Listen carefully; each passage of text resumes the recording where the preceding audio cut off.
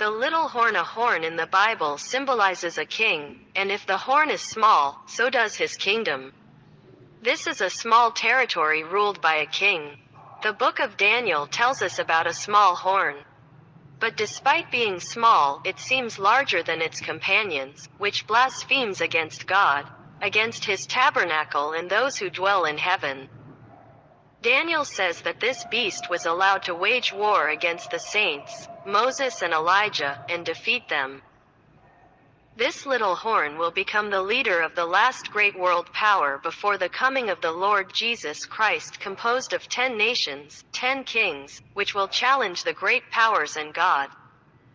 And the amazed world will say, "Who is like the beast and who can fight against it?" From being 10 kings, the little horn joined them, destroying 3 of the first and remaining the 8th. And there are 7 kings, of which 5 have fallen: Egypt, Assyria, Babylon, Medo-Persia and Greece. One is Rome, and the other, the little horn, has not yet arrived, and when he arrives, it must last a short time.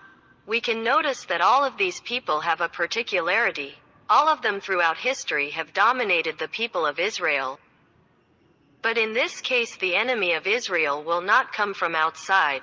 Israel's enemy will come from within, an infiltrator, the false prophet, who will say that he is the Messiah promised by Moses. And he will confirm it by doing great signs and lying wonders, by means of which he will deceive, if possible, even the elect. Believe it or not, Israel's enemy will not come from outside. Israel's enemy will come from within, and they will worship him as if he were God. This false Christ will sit in the third temple of God as God, pretending to be God, and will place in the third temple the abomination of desolation spoken of by the prophet Daniel. The image of the beast, wicked one, whose advent is by the work of Satan, with great power, signs and lying wonders.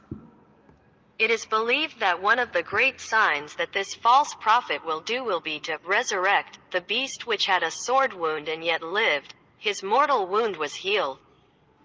The false prophet and the beast will make a satanic alliance, a religious, political, military alliance. Many theologians place this beast in the territory of ancient Rome. But this beast will be composed of the sons of Abraham. This is the frightening and terrible and extremely strong beast that Daniel saw.